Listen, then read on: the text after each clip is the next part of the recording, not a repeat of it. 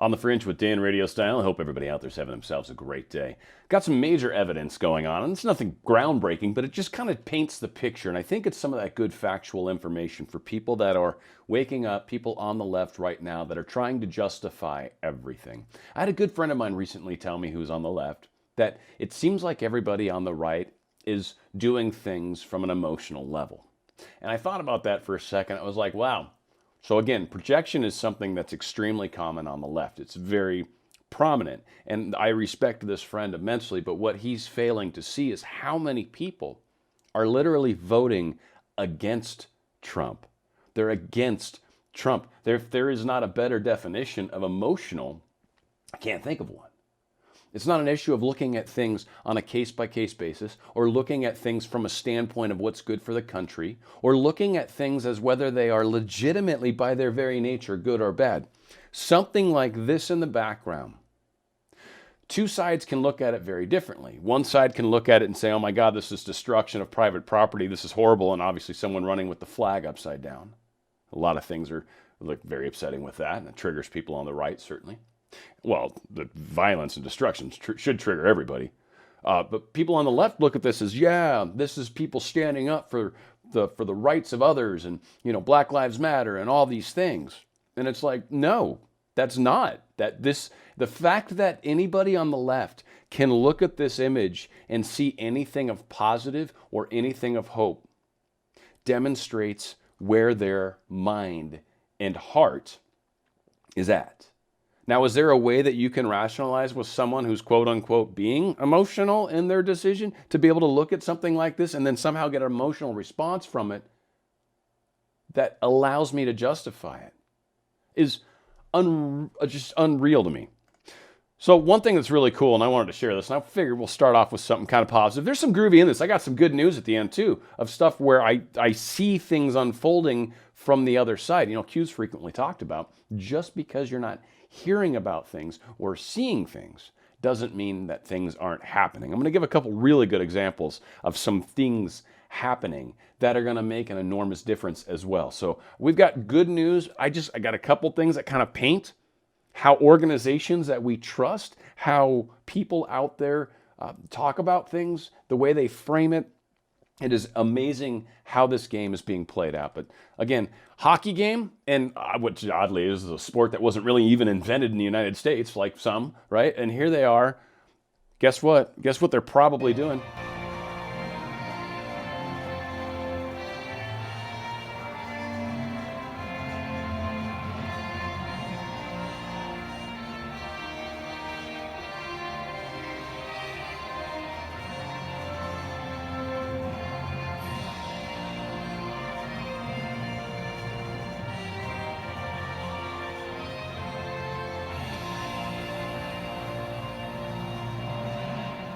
And it's beautiful to see people standing for the national anthem. It's a beautiful time. This is one of those times right now, and even I'm going to order one. I don't have one currently, but I'm going to get a flag that I can hang off my balcony.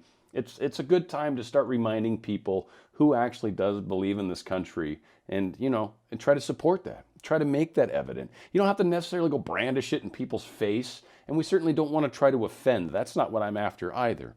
But it's more an issue of that silent majority. It's some of us to silently show ourselves sometimes can be a very powerful thing, especially for the others that are afraid to jump on the bandwagon because they don't know if anybody else around them is on the same page. And sometimes it reminds me of that wonderful story in the past. The fish, a lot of people have the fish ascribed to Christianity, and one of the supposed stories around it was when they were in jail for crimes, right?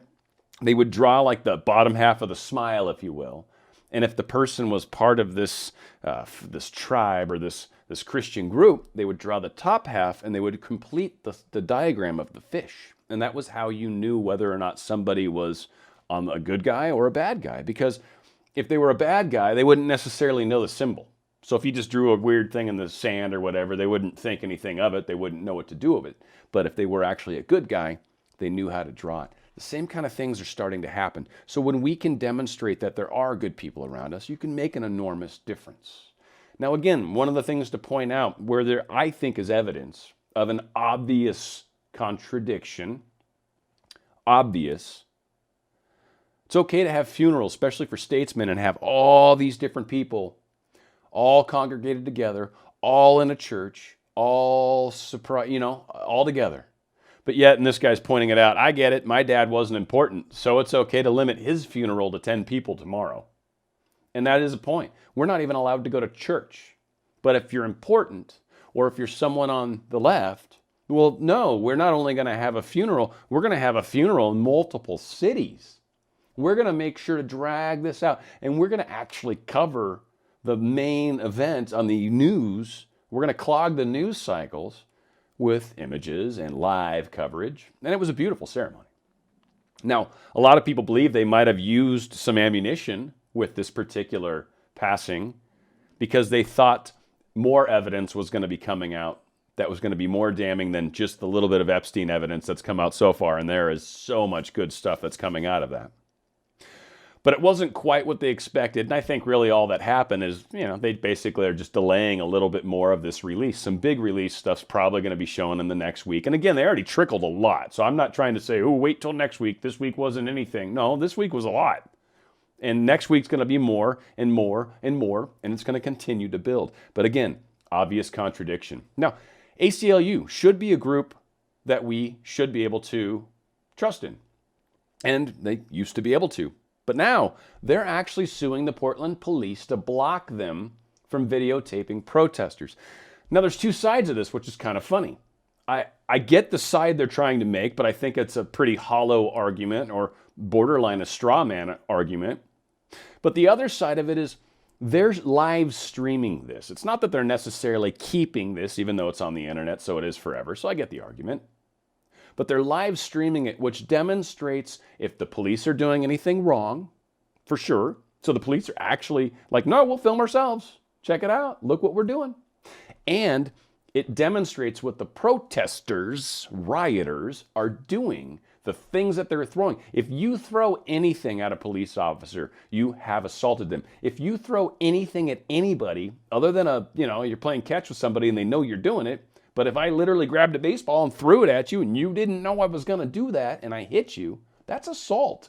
That is a crime. You are not allowed to do that. You're not allowed to throw things at people. So there's a lot of people like, I just threw a water bottle. Yeah, that's against the law. What? That's against the law. So again, filming these peaceful protests and showing they are not peaceful, showing the different agitators, and yes, when they're able to go back through in the camera footage and see the people that are doing the crimes, they've been able to find the ringleaders, and then kind of through more secretive means. I mean, they're not doing as what people are talking about. They're marked, but unmarked cops exist and stuff like that. They're going after ringleaders when they can get them away from the crowds, and yeah, they're taking down some really bad people and putting heavy people in jail. So what's the argument that they're making? No law enforcement agency, as defined in ORS 181A-010, whatever, definitions for all that crap, may collect or maintain information about the political, religious, or social views, associations, or activities of any individual, group, association, organization, corporation, business, or partnership, unless such information directly relates to an investigation of criminal activities and there are reasonable grounds to suspect the subject of the information is or may be involved in criminal conduct. So I think this is where their argument stops being valid. And there are reasonable grounds to suspect subject to the information is or may be involved in criminal conduct. If you're throwing things at a cop and I'm now videotaping you doing it, that is the same thing as criminal activities. And so thusly, unless it directly relates to criminal activities, investigations in here, but there is a rather large thing kind of going on in the big picture, so I guess we could call it an investigation. Again, I think this doesn't hold a lot of water, but I do find it very interesting that the ACLU is coming out. Now, I get people are very, defund the police. The ACLU, that entire side of the argument is very much against the police, so I get it. But to be able to take away the ability to videotape your people doing bad things to the police, yeah, that's proof of what's really going on.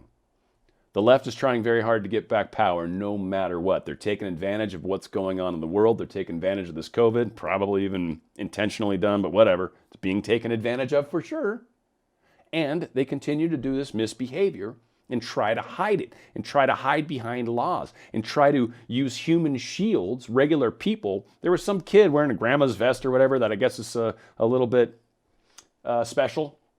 And he apparently was handed an explosive. He thought it was, the guy told him, it's just a spinner, just throw it out there. And he's like, oh, cool. And the kid wanted to save it and use it with his friends. And I guess this guy approached him again and said, hey, look, if you ain't going to throw it, then you got to give it back. And the guy's like, all right, whatever. And he lit it and threw it, and boom! And he got arrested. Now, they let him out. Long story short, though, he was handed something by someone. That's how they work. They're not doing the thing themselves because they know they're going to get arrested. So they hand the explosive to someone else and get them to do it. This is how they're getting around the rules. Again, this is an actual war. It's an invisible enemy. And that's what they're doing. They're being very secretive. Insurgency. They keep talking about that. Now, again, more fun of how they are trying to take this in a particular direction and what lengths they've gone to. And we've got this FBI interview because they were so trying to pin Trump to Epstein. They wanted to. And you know there's been a number of, anyone that's been paying attention to the news over any period of time, you've heard it brought up a few times here and there that Trump was friends with Epstein or Trump knew Epstein. And then the right kind of came out with their counter story that he kicked him out of Mar-a-Lago or whatever that place is called, right? They kicked him out of there because of his issue with an underage woman. And so Trump kicked him out. So they kept trying to pin Epstein and Trump together. Obviously, they got Bill Clinton all over the place, Hillary Clinton all over the place, like all sorts of people all over the place. So they get into some great little questions here. So Jeffrey Epstein's presence with one another, that's how this page starts, and you'll see at the very end, it's a short little page. But the answer was no. Question: what is the basis for your statement that Donald Trump is a good friend of Jeffrey's? Answer: Jeffrey told me that Donald Trump is a good friend of his. Question: but you never observed them together? Answer: no. Not that I can actually remember. Not off the top of my head, no. Question: when did Donald Trump flirt with you? Answer: he didn't. That's what's inaccurate. Question: did you ever see Donald Trump at Jeffrey's home? Answer: not that I can remember. Question: on his island? Answer: no, not that I can remember. Question: in New Mexico? Answer: no, not that I can remember. Question: in New York? Answer: not that I can remember. Question: all right. If you could turn to the second page and read through these, let me know if any of these are inaccurate. Just put a check by them, and then we'll come back. Okay. Now, one thing I want to point out, and this is just some real crap numbers. Don't hold me to this, but just to break it into it, and this is just kind of how unfortunately my brain works. But I instantly saw this 1919, which one's a cool number, but 2 of 2024. So I'm like, 2024. So basically, this is a page, what we're seeing here, because that's line 1. Line 25, so I guess that's, I don't know what this is, like some little digital book or something. I have no idea. But based off of this, and I actually, I counted every freaking word on the screen. So I counted 142 words at 2024 pages. Just rough estimate. That works out to about 287,000 words. That is quite a lot of information. One page of it was quite telling, wasn't it? Can you imagine what those other 286,000 words had to do with? Yeah, pretty incredible what's going on. So again, they desperately tried to figure out how to pin this on Trump, and they didn't get the answers, and they pushed aside stuff that corroborated Trump or made Trump look innocent, and they put that aside, and they kept going down this other path. No, I don't like what you're going to say, so we're going to actually hide what that individual said. Again, it's becoming obvious. Now, I promised some good news, and I will deliver. Feds in Chicago arrest 23 in gang-related gun-running operation.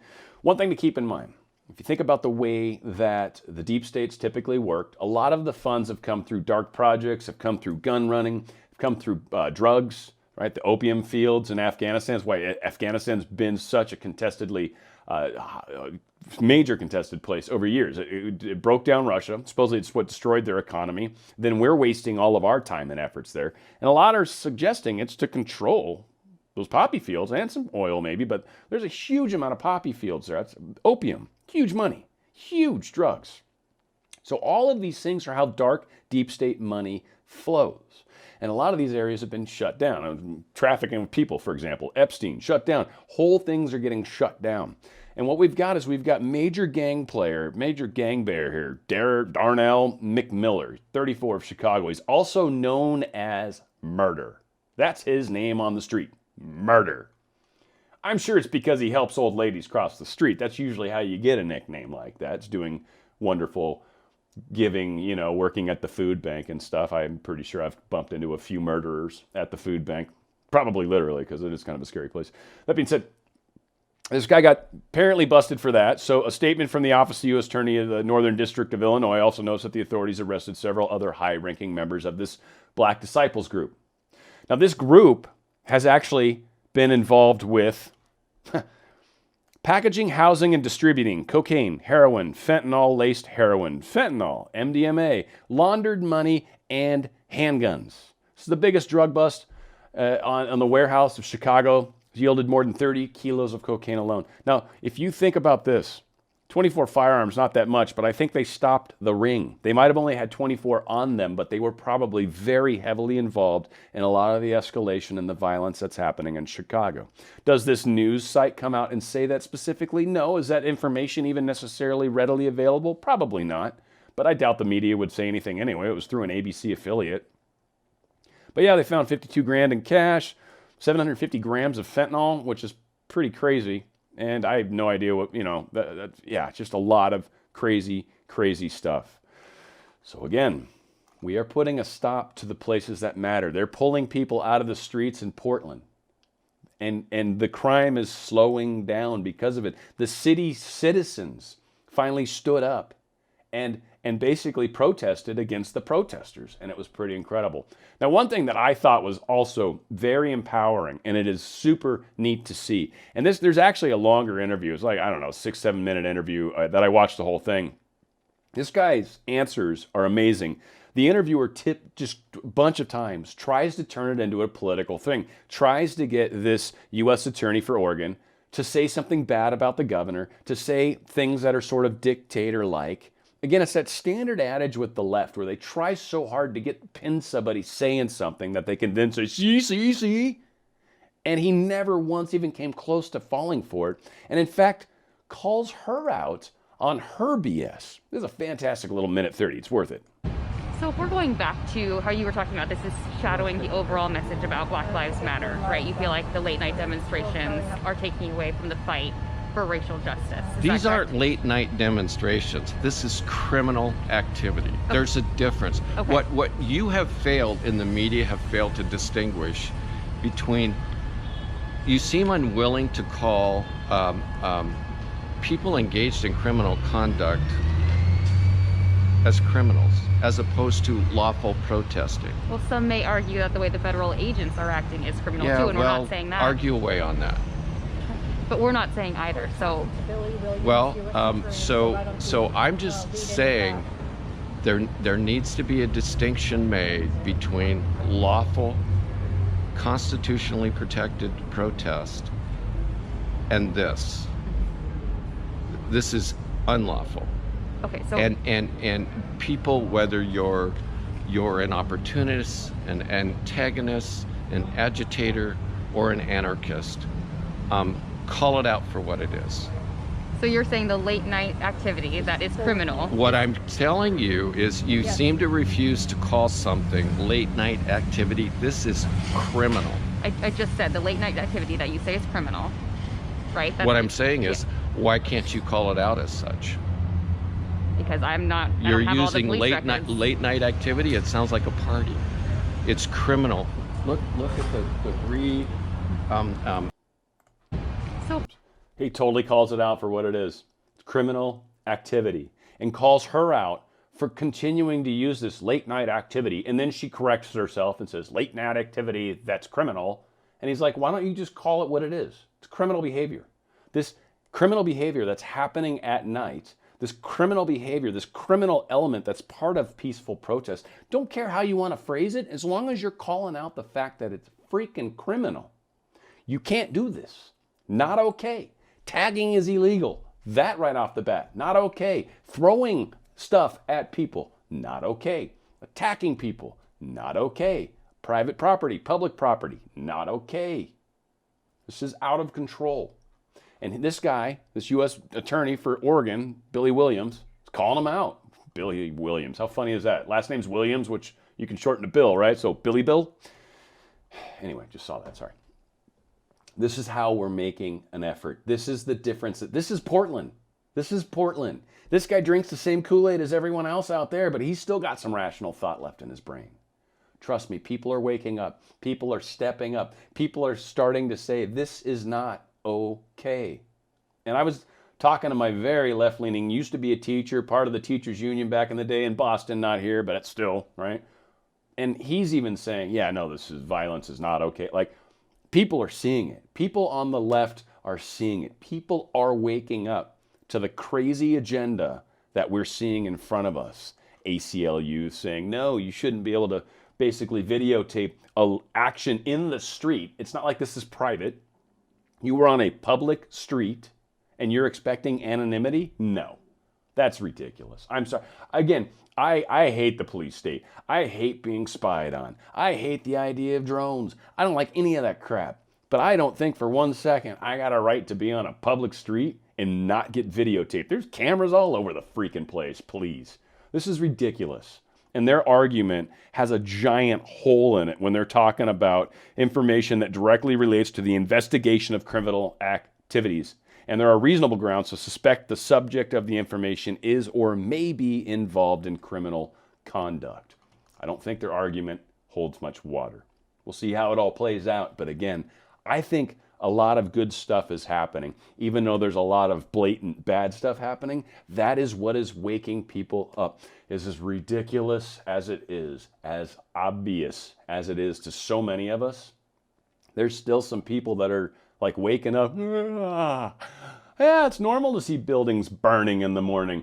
I love the smell of burning asbestos in the morning. Like, I don't know how these people wake up, but you can't imagine it's anything close to how I'm waking up. So hopefully this makes a difference. Where we go one, we go all, folks. We got to stay together. Stay together. Continue supporting anyone and everyone that you can. And continue to have good conversations showing factual evidence with these people. And they are going to start going, yeah, I can see what you're talking about. And that is where we become victorious in the silent war. It's On the Fringe with Dan RadioStyle.